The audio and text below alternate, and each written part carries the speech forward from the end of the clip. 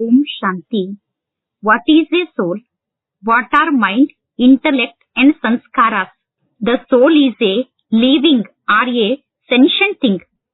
It is said to be conscient, restive or living because it can think and reflect and can experience pleasure and pain. So also bliss and peace.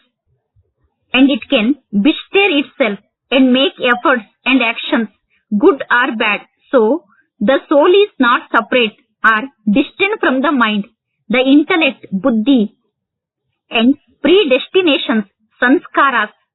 Mind is the name given to the soul's own faculty or function of experiencing pleasure or pain, or of desiring and willing. Intellect, buddhi, is the name applied to the soul's own ability to reason out things or to take decisions or to cognize and know. The sanskaras means the effect produced on the soul by the soul's good or bad actions already done.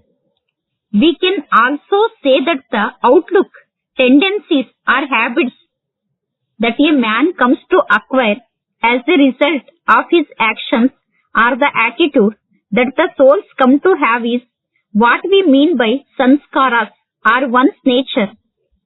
Swabhava, to regard the mind, the intellect, buddhi and the predestinations, sanskaras, as different from or unrelated to the soul, would mean that we regard the soul to be an insentient and inconscient thing. This would be wrong, for in fact, the major point of difference between the conscient soul and the insentient matter is this, that matter does not have any characteristic of desire, thinking, sensation, feeling, cogitation, effort or experience, whereas the soul possesses these characteristics. The soul, which uses its will, experience and effort to good purpose and in righteous ways, is regarded as an elevated soul, Mahatma, noble soul or a holy soul. The soul which has bad will, ill feeling or vicious efforts is called a sinful soul, Papatma. Wicked soul, Duratma, or a fallen soul, Patitatma. It is due to the soul itself being good or bad that the saying goes that the soul is its own enemy as well. So, it should be understood that people who regarded the mind as an entity different from the soul wrongly blame the mind for their own bad actions. Generally using these words, the mind is very flighty, it cannot be controlled. It is very mischievous and wicked. They do so in order to absolve themselves of all blame by putting all blame on the mind. But their belief and adherence are wrong, because in fact it is the soul that has become degraded and has now to be purified. So, one should not speak thus like a helpless man. What can I do? The mind deceives me easily. It cannot be held in check. It makes me unsteady. It takes me to the evil, etc., etc. One should rather believe that it is I, the soul, who think good or bad, and that I have now decided that henceforth I shall not do any bad action. If on account of my old habits I tend to be bad or to entertaining dirty thoughts, I shall make full effort to stem the tide by means of the power of knowledge, and shall render my outlook, tendencies, attitude and actions truly pure. Up till now, I consider the mind, the buddhi and the sanskaras to be separate from the soul, and I have been giving them latitude, and as a result have been reaping sorrow and disquiet in my life. But now I have realized that it is I who does the thinking, and shall therefore never entertain any bad thoughts, much less any evil act. Seeker said, Although the ages, we were told that the mind and the intellect buddhi are separate from the soul and that they are constitute the settled body made of settled matter. Brahma Kumari said, but you just think for the moment whether matter can at all have the desire for bliss or feel happy and experience peace and love and can decide between right and wrong. Isn't matter incapable for thinking or feeling? Isn't it lifeless?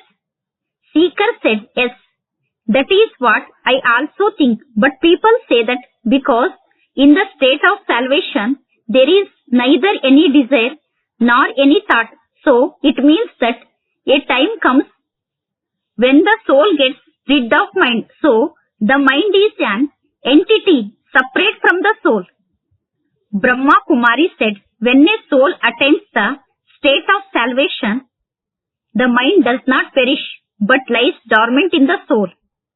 It is there in the soul in an unmanifest stage or in the seed form. The soul in the state of salvation has not to be any action and it does not have a body for performing action.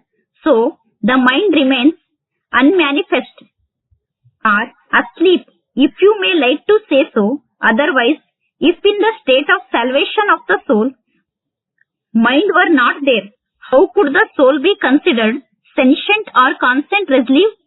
And how could the soul come into the world? And on what basis could it take the first birth? Let us consider other point. You know that all theists regard God as the ocean of knowledge, of peace and of love. And it will also be admitted that buddhi is the receptacle of all knowledge, or to put in the better words, knowledge is buddhi and the mind is the mystery of peace, bliss, love, etc.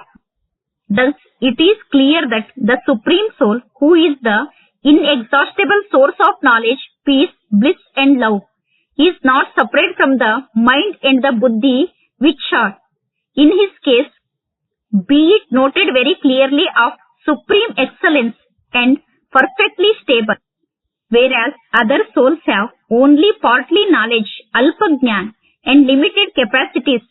They are not free from ups and downs and are not stayed in the same degree. Owing to their limited knowledge, souls also indulge into unrighteous actions and as a result thereof, they also experience sorrow, peacelessness, discord, malice, etc. So, all this is experienced by the soul itself and not by any instrument which people name as mind and which they have wrongly believed is different from the soul and is made of inert matter. You know that when a person hears a case in a court and gives his verdict, he is called a judge. When the someone goes home and loves his children, they call him father, and when he sits with his friends, they call him their friend. One and the same person is named various according to relationships or to professions or to his actions. Similarly, when the soul thinks over a problem or situation facing it, we say that our intellect, buddhi, has arrived at this decision. So, the soul has a desire or volition or willingness to do a thing. We say that our mind desires this. When the soul thinks over a problem or situation facing it, we say that our intellect, buddhi, has arrived at this decision. So the soul's own volition, will, thoughts and experiences are named as a mind. And the soul's reasoning, deliberation, judgment, grasping of ideas, knowledge and memory are known as the name intellect, buddhi. Seeker said, some are of the opinion that it is in the brain that thinks, desires and gets the body to work. How far is this correct? Brahma Kumari said, the brain is the control room of the soul, just as the driver of a car. True seated in it at one place used the different parts of the mechanism and makes the car run or stop and regulates its speed, turns it backwards and watches the oncoming pedestrians or vehicles. In the same way, the soul employs the brain to control the movements of the body, and it employs as it wishes any one or more parts of it. Just as eyes are the means the soul as for looking at things, and the mouth is the organ to speak with. In the same way, brain is the mission, that means which the soul thinks, remembers, receive messages from or gives direction to the sense organs. The brain is the meeting place of all nerves which carry sensations from all parts of the body to brain, which functions like a control room and makes the body work.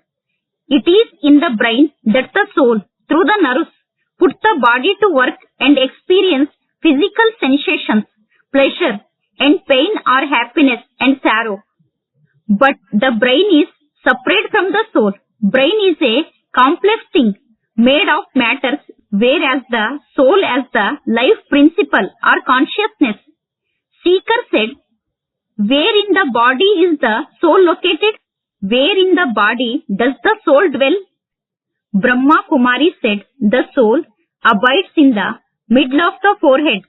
That's why there is the custom of making this pot with a tika, sacred dot.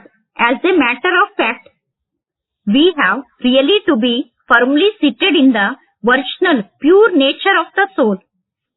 But the ritualistic devotees instead put a mark there on the seat of the soul, the fashion of the putting a dot mark, bindi, on the forehead, prevalent among the women. Also, in fact, virginally due to the ancient and original belief that the dot-like soul abides there. The saying is common that in the center of the forehead shine a wonderful star. When man cannot reason out things and want to bestir their intellect, they touch this place with their hand. When they are not contented with their lot and want to point their bad luck, then also they place their hand there for very simple reason that the soul, which is the doer as well as the experiencer, dwells here.